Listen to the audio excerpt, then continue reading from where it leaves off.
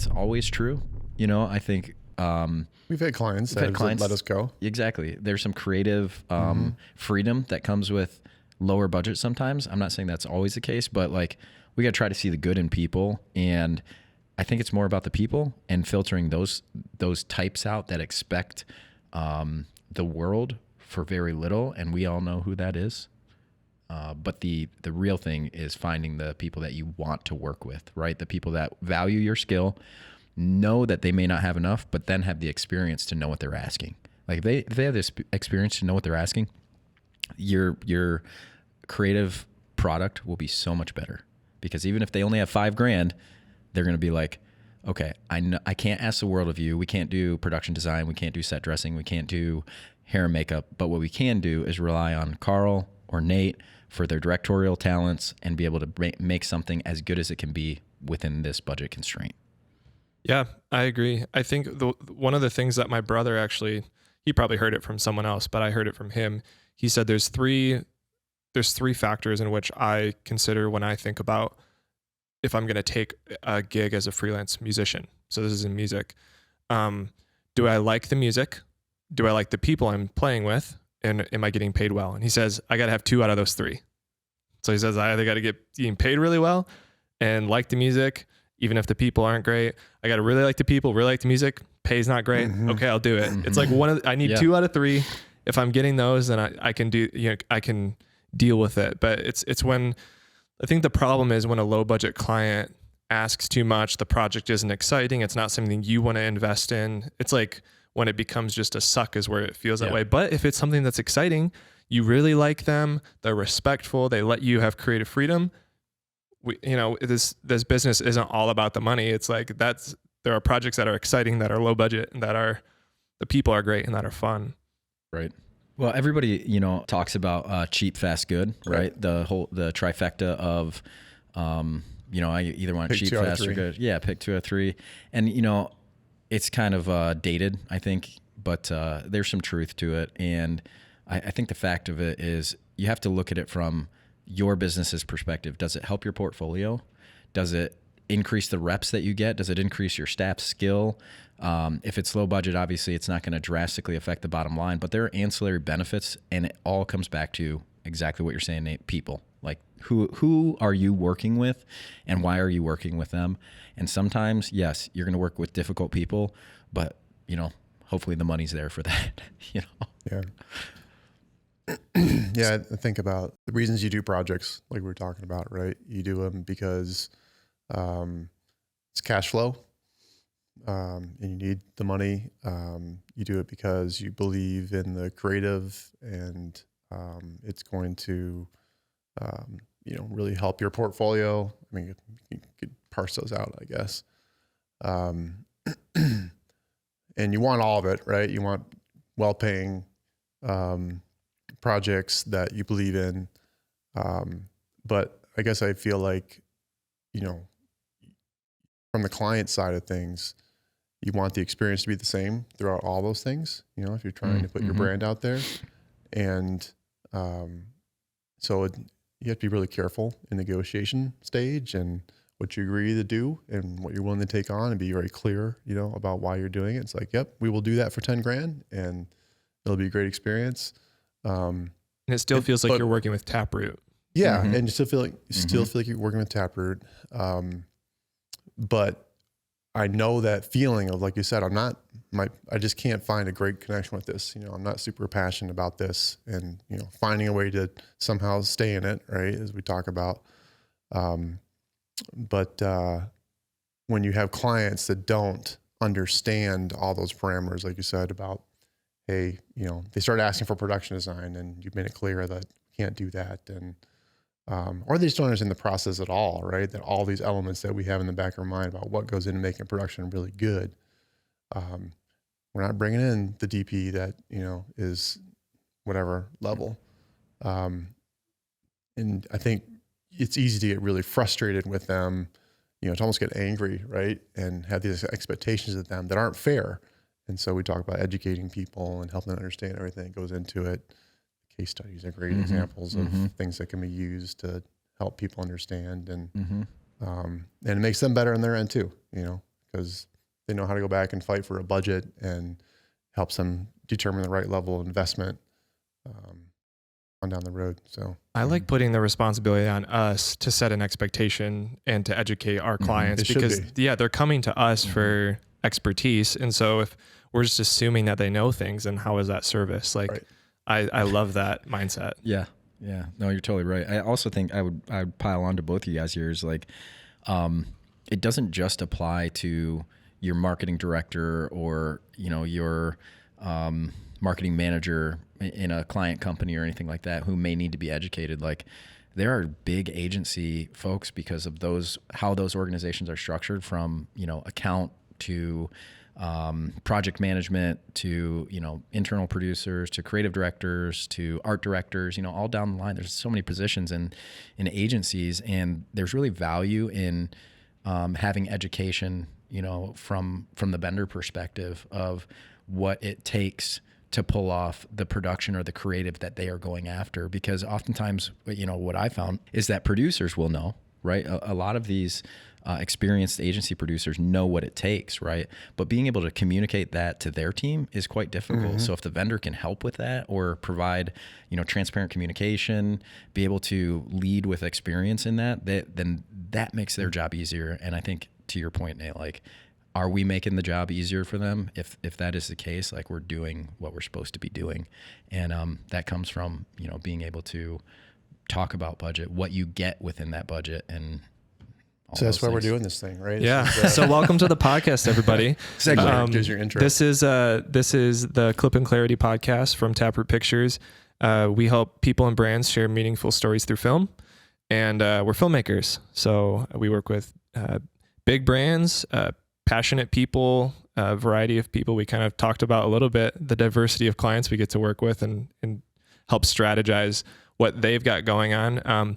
We also produce original content for ourselves. And so, we just wanted to kind of chat today about what we're doing, and hopefully provide some value for you. So, do you guys want to give it? So I'm Nate, by the way. I'm a producer, account manager at Taproot. This is Carl, founder, director, and Josh, executive producer. And I'm sure you guys know them if you know Taproot. I'm probably a newer face, so hello. But does one of you guys want to give a short history of Taproot and kind of what we do or anything like that? I know that's a little bit impromptu, but might be good to set up some context for a first episode. Sure, I can do that. So I started Taproot in 2006. Really had a vision of having a small team, a core group of people that shared the same values and love of storytelling and want to do things well. And kind of took a while to kind of figure that out and build the business. And later in 2019, Josh came on full time. We've been working together for a few years before that. First hired Taproot as a client, and then we ended up kind of hitting it off, and we contracted with each other for a while. And then he came on as a partner in 2019, and has really been helping us kind of take it to another level and get into different markets and getting into different brands. Kind of still, I feel like bringing it to another level with bringing you guys on board. We've had some different staff members in the past, but I feel like our team is probably more united and integrated in the right way than it's ever been before. They mainly hired me for the podcast. That's not true. No, that's a great history, and you don't give yourself enough credit, Carl. I think the way that you tell your story is always with humility, but it takes a lot of grit and determination to grind out a small business, right? And we're going plus 15 years now, in business, and that's impressive. Yeah, film production, video production in general, as a creative service, right, is a difficult business model in general. So I think you don't give yourself enough credit of, like, when you're just building, you're taking on clients, right, that have varying budget levels, lots of different creative styles, from storytelling to promos to educational videos, demos, right? Like anything you can to help people tell their story, right? And you went to film school, so you have that background of storytelling and a true, sense of how do I steer this story's ship in the right direction. And I think that is what is the foundation, of Taproot, of how are we telling story? How are we, visually bringing things to life that are beautiful?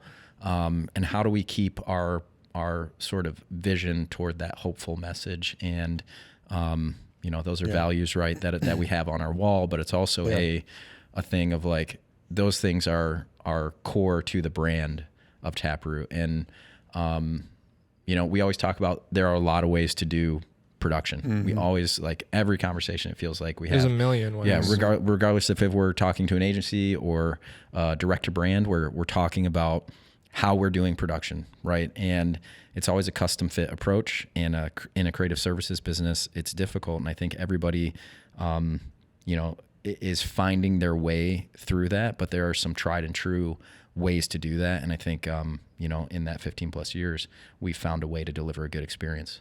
I mean, I hope so. I think so. Yeah. And I think the values too, even for Cole and I, you'll meet Cole in another episode, but for us joining recently, the value conversation has been the first one and one of the main ones for us to get right and internally. And that's what drives us to our interactions with clients. Right. And we take that and we apply that to how we treat clients. We're not only treating each other's with those values, but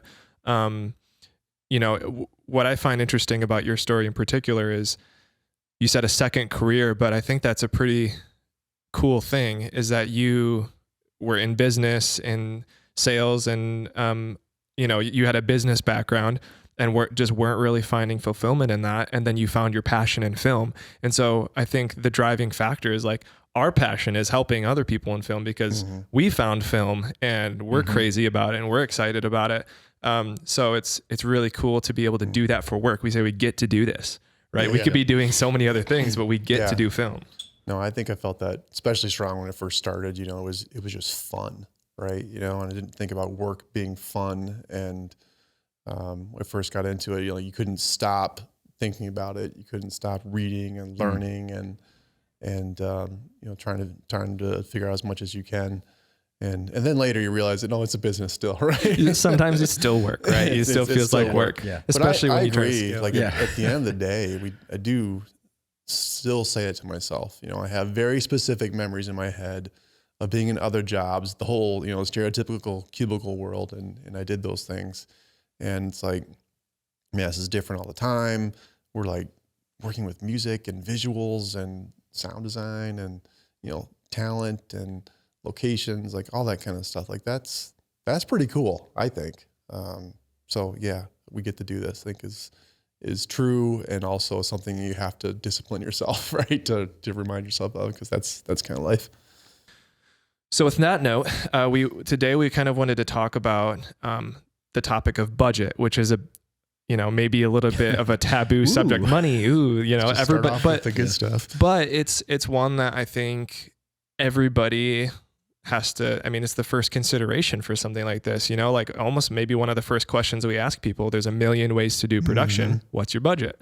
Because that implies how are we going to approach this topic? Yeah, and I think like people are afraid to talk about that because it's always like, you go first. Who's going to reveal what it is? But like when we ask that question, it's not like trying to get as much money as we can out of you. It's like, well, how should we be approaching this project? How should we be thinking about it? Because you can do things very simply with a very small crew, or you can do something that's really elaborate with a bigger crew and all the tools and all that kind of stuff. And those are just vastly different worlds that we kind of live in. I mean, one of the big reasons I love working with advertising agencies, independent or part of the big umbrellas, is that they often will tell you the budget up front, right? And it gets that awkwardness out of the way. Like, you barely have to ask. It's like, okay, who we bidding against and what's the budget, right? And that gives you the constraint that you need to say, okay, here's what I can do to something fit, competitive, right? Yeah. What can I do to fit within that number, right? When you're working direct to brand or direct to client, they don't want to tell you. That's hard for them. And then it's our jobs. We're like working to try to find it out, even though we know they have a number. Right, and that number is always something that I feel like they're holding close and guarding. And the one thing that I would say is like, it doesn't behoove you to guard that number. And the reason why is because that number is used in a line item, very specific bid with very strategic pricing in there, because, you know, it's probably worth talking about how this industry works from a video and film production, right? Like most professionals in this industry are freelancers because they're highly specialized. And when you think about, you know, if you're an account manager or marketing director or marketing manager at a company, you don't really know how the video production industry works. You probably know, hey, I know the basics of video, script, creative, storyboard, shoot it, edit it, right? That's what the base level knowledge is. And some people know a lot more. Like, I don't want to discredit that at all. But when we're talking about specialized people, right? These people are working off of day rates. And so you may have a director of photography who's highly skilled at this style of production. And that person's day rate, you know, maybe a substantial portion of the budget. Or maybe you have a wardrobe stylist, right? That is just very good, or production designer that's very good, or set builder, or director, or the list goes on and on, right? Of these specialized people that go into these individual lines inside of a budget.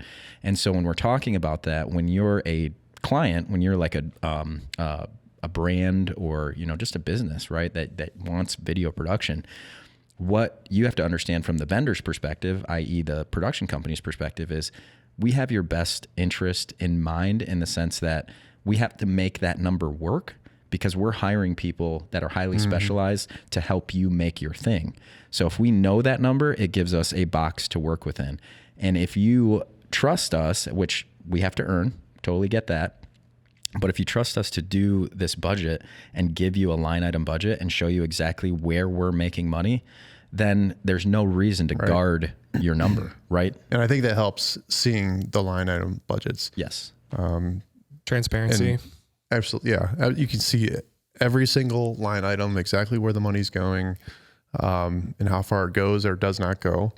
And I think like the best relationships for us are repeat clients, because that trust has been built. Yes. Yep. And they understand how far a budget will go and what can be done on it. And, you know, they've also had the experience of working with you and doing video with you, and kind of like, okay, we have a reference for how much we should plan to spend to get something. Where sometimes, and this might be the case, especially with agencies versus direct to client or local projects, is it's common that they've never done a video to that scale, and they don't know. They're like, I genuinely don't know. Should I be budgeting $5,000 or $50,000? Right. Well, you know, so happy you brought that up, because the line that every crew person who's listening to this wants to hear, and every marketing director needs to hear, is that creative dictates everything. Like the creative scope of your project, the idea is dictating every portion of your budget, whether you know that or not. It is dictating every part. And so there's a process. You might have 5 locations. We're like, okay, you're going to have to do those in at least 2 days. Right. You can't do it in one day. Right. So that just instantly tells us something. Yes. And days, right? It's the amount of time spent by each We want individual a person. sunrise shoot and then a sunset shoot. And then it's like, so there's only one sunrise and one sunset every day. And we're working on day rates. This is like this is the Rain Man, like all the math going around in your head when you're trying to produce this and put the line items in, right? You're thinking about, so you want morning light, you want evening light, midday, you want 2 days, you want 3 days, this amount of production design. And we're taking that burden on for you to figure out how we can make your creative happen. But we can't really do that effectively if we don't know the number box that we got to fit in. Because it just might not be possible. It might not. We have a job right now where they came to us with a script, and we're looking it over, and it's like, okay, one, you just have like seasonal things, right? It's like you want something that's shot out in the summertime, and it's January right now, and you know it's a local, and you know it's not going to go. There's not going to be travel involved in this job, right? And so how are we gonna fix that problem, right? The script's the creative. The script's too long right now. It's too long. It's a 30-second TV spot. You can just read it and time it with even a moderate pacing, and it's too long. So we got to fix that problem too. Yep. And those are all things that I feel like you have to kind of bring people along in the process. Like if you lead with that, it just sounds like you're creating problems for people as opposed to solutions. Yeah. And so really, we never want to be doing that, right? Really, in a kind of a sub point of that conversation is when you have that number, Taproot or your production company is taking on the risk of that budget, right? So, hey, we have this amount, this creative. When we sign a contract to work with you, we're saying we can deliver you what you're asking for that budget. Right. And that doesn't unless it's a cost plus or a specific type of budget, that doesn't change. Right. You're right. 100% right. And that's our commitment to you, is that we're providing you an accurate estimate based off of all of these creative constraints. And if that's off, that's on us. Right. Like we're dipping into our margin to make it happen for you. And, I only say that as to say of like, that's us being a good partner, right? We don't want to bill overages. We don't want to, exacerbate a budget. Like if you're forthright and able to tell us, what the box we need to work within, that really informs the creative decisions. But, it works reverse too. And I want to like make sure that the audience understands this, is that like you come with a creative idea and you don't have a budget, we can give you a budget for your creative idea, right? Sure. And help you figure that out. And there's ways to go down that path too of, right? There's creative ways to help get things paid for. There's creative ways to come up with budgeting and how we bill as well. So I think that's more strategy in like, making a creative idea happen, because again, coming back to what we were talking about, the trifecta of cheap, fast, good, like where does that fall in there? And there are going to be some projects where like, wow, this creative is good. We want to be a part of this, right? We will figure out a way to make your budget work.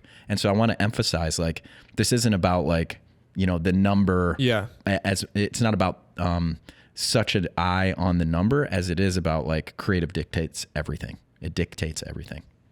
I think too, before we move on to the next point, we're not only video professionals, but we also are planning professionals and producing professionals. So I think that choosing to rely on our service on the front end of the project will pay dividends throughout the project, not only in shooting and editing and those decisions as well, but give us your ideas.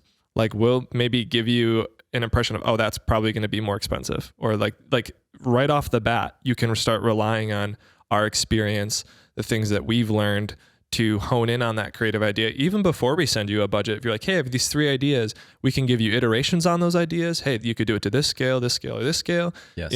There's so many options, I think, on the front end as you're planning for your budget that maybe, clients that have worked with us a lot probably realize we do for them because we do it already. But people that might be looking to work with us for the first time might not realize that you're not on your own as you plan your project. Yeah, that's a great so point. Someone just asked about shooting a drone shot in New York. Yeah. And it's like, we have people that have done that before, and we have the ability to say, okay, that's going to instantly put you in this kind of, category budget wise, and here are logistical challenges and time, right? Time it takes to get that done. It's probably worth saying like, okay, when somebody says that, or when somebody brings a creative challenge like that, in our minds, where we immediately go to is like, okay, airspace, closing down that area, FAA license, lead time, what time of day, permitting. lead time, permitting, how many people, all of those considerations factor into those line items. Line of to sight, the drone, yeah. Right? Yeah, they're scouting, location scouting. There's just so many considerations, and I think to your marketing manager, your marketing director, account manager.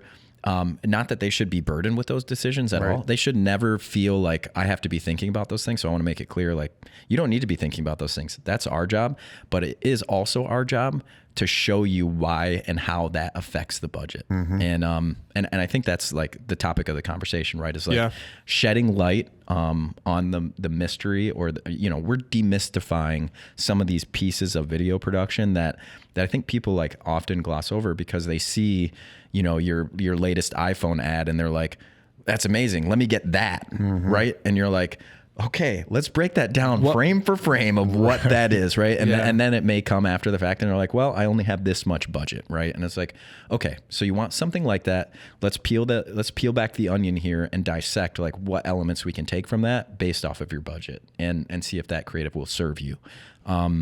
And I think that's like the collaborative process of this, right? We're not coming in and saying, we only do it this way, or And we expect the same. You know, you can't just come in and say, I want the iPhone ad for $5,000. And you're like, right. Well, do you know that was like a 300,000 plus job? This is a true story, by the way.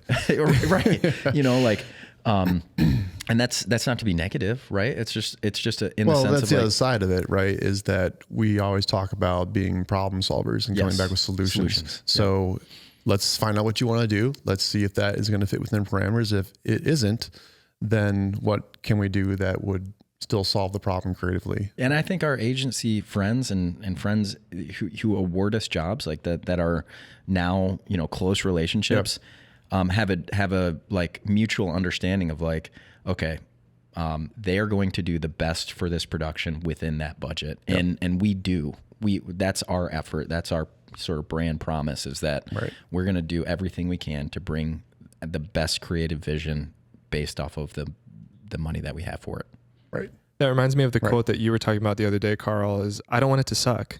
It was like, I have this budget, but I don't want it to suck. Right. And it's like, just because it's a lower budget doesn't mean it's going to suck. Right. Like if you try to do something that's too big of a creative idea with a low budget, then you're entering like, this is the bad territory. So this is a person who came to us and they had a budget and they had a very expensive reference video and, you know, way above what they had available to spend. And so we're trying to explain the differences and why you can't do exactly like that and what's involved. It's client education basically, right? But then you realize that you end up sounding kind of negative, like you're shooting down their idea. And that was the comment, like, well, I don't want it to suck. It's like, no, we can still do something. So I don't know, that's a fine art, right? Of like trying to educate somebody and like, well, we can't do that, but we can do this, and you know, this will still work really well for you and be a great finished product. And creativity thrives on limitation. So even budget limitation and constraints helps you come up with ideas you might never have thought about. For sure. Yeah. We've done some crazy stuff on low budgets, you know, like if you think about some of the crazy stuff we've done, we've filmed vehicles with speed rail, you know, we've done some things that are always safe, but definitely not the highest level of production. And that's the thing of like, you know, where the tool, the equipment matters, right? And it's very hard for somebody who's not in the industry to understand, like, what's the difference between, you know, Dolly X and Techno Crane, right? It's like, well, this quality of image versus this quality of image is going to feel drastically different. It's going to give you a different thing. The moves you can make with those two things are different. The tool is going to give you something different, right? And it doesn't mean that's a hard thing because it starts with the creative and the idea, right? And then it gets in the budget, and now you're like trying to strip down or make it possible, and you don't want to strip the life out of it. Yeah. That was this idea, and the angles, the lens, all those, you know, the support tools make a difference in what the final feel is. I'll give you a perfect example. We did a project last year where we needed a camera arm car, and we were getting down to producing, and our producer calls me and is like, "Hey, I have an arm car. It's a fixed arm, and it's on reserve right now. It'll work for what we're doing. And, you know, I think it fits within our budget." And so I said, okay, let's go with it. Let's reserve it. And I slept on it and I said, I was thinking about what are we going to do with Carl's ask about pushing into the vehicle as we are moving forward, like getting that parallax movement. And I said, this piece of equipment is not going to work. Okay, how do I allocate some of our budget to get the piece of equipment that we need because there's a specific shot that we need? So I call our producer back. I said, hey, I really think we need, you know, a telescoping crane arm for this specific reason. He's like, okay, let me go get that for you. Right. So we dropped that one. And I think those are the things that we're thinking about on the client's behalf to make sure that the creative is fulfilled and the tool matters. So there's another thing as the budget, you know, evolves and the client makes decisions based off of what they want their creative to look like. We're thinking about that too. So it's very, very nuanced as we get closer to the shoot. We're dialing in those details and we're dialing in, you know, how can we make this the best it can possibly be? Yeah. Because when you get to post, no one's thinking about that anymore. Right. They're like, why didn't we get that shot? Yeah.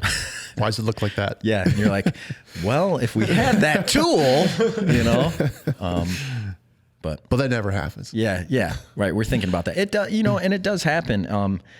Listen, like I really think, nothing is perfect, but the planning and their consideration, and if you're partnering with a production company that has the values, with your values in mind, with the best intent in mind, which I think that we do, we are thinking about those things, and problems are always going to occur. It's just the nature of the job. Clients, right? On the end, like you've had the person that have been involved with this all the way through and is the agency producer, and they know all the answers to those things, but then they've got to show it to another person that hasn't been involved, and you know, to be able to defend those things, right, is important. I think that is the sort of testament to what I would say is part of our offering, is that, and not putting my sales cap on here, but really when you think about when things go wrong, it's because things were missed in pre-production, right? It was because things were not detailed or dialed in enough in the pre-production process. And sometimes that is a constraint of time.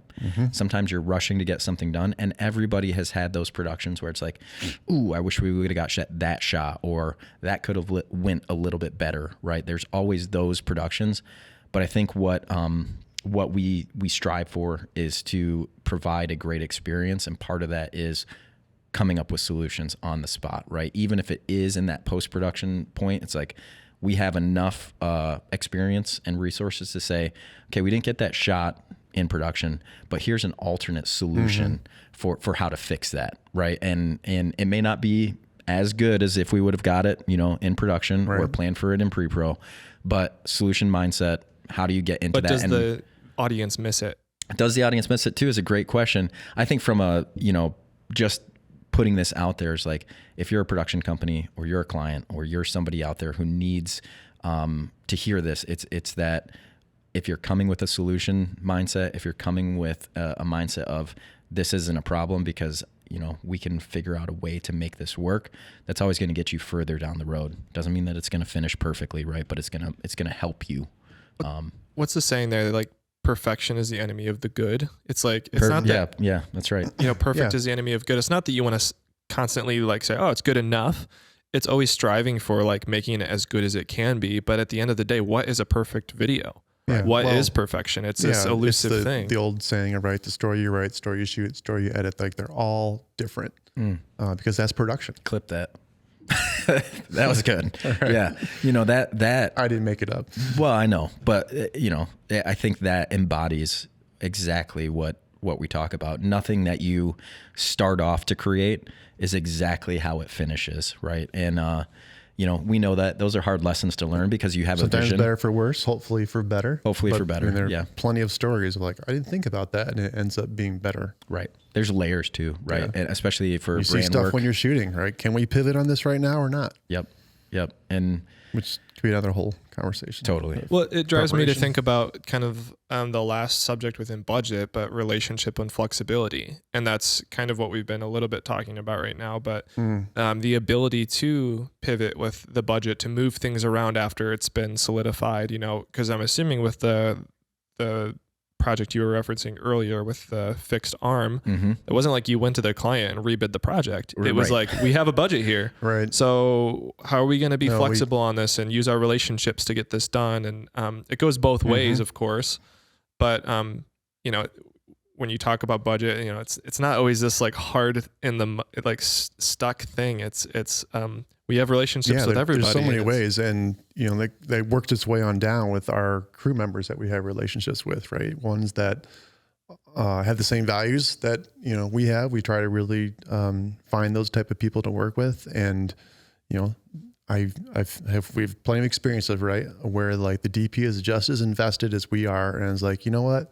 I can make this happen. Make it happen. Whether I can like throw in some of my stuff, whether I can like make some calls, I pull in favors, and because we have bid and everyone knows that, to get this job done in a firm price, and we have to do it. But, so that suddenly you realize, oh, this is going to make everything better or easier or whatever it is. And like, it's really cool to have people that are in the industry and enjoy what they're doing, and have the trust, factor there that, hey, we're not holding out on you. This is really where we are with things. Yeah. And, that's the relationships, right? Yeah. And when you're thinking about crew and those people, it's for us having close relationships with them and making sure that, sometimes the budget prohibits going full day rate. on crew rates. And that does hurt us, right? Like we don't want to do that ever. Right. We want to fulfill everybody's line item. And we right? fight for that. We fight for it, right? But they also know that, hey, we will do our best to always fight for your rate and get it in there. And some projects, it will be perfect and some it will not. But what we value the most is that when we spec a budget out, we're thinking about those crew members. We're thinking about who is each individually specialized person that can be, who's in this line item that can be all in with us, right? Because we're all in. We need them to be all in. And oftentimes what you'll see is that the project is better for it because they will come with those solutions. They will say, okay, I know we're tight in these places. I'll bring my kit, or I have so-and-so who I think would be a great fit, slightly lower day rate than this person, and this will really help the project, come in on budget. And those things are done through relationship, through tact, through mutual respect, and through just an understanding. And I think trust has been built over time. Yeah, right, for sure. Because they know that when you say we don't have that in this budget, that we don't have that. Yeah, and we're not always perfect. And I think that's the thing is like, no. We have our intent is always to honor everybody across the board, from our crew to our agency to our client, and still be able to keep a roof over the heads, make sure that we can keep doing this. Well, that's a longevity mindset, right? Taproot's been around for 15 years, and you don't just stay a company for 15 years because you're burning bridges and you're not taking care of people, right? There's a long-term relationship with clients and crew and everybody involved in projects that you're juggling, And here's what people want to hear. Like here's a real true thing is like, you need to know when to say no to the budget, right? Like this budget will not work. And we say that, there's quite a lot of times where we're say like, we can't do it for that.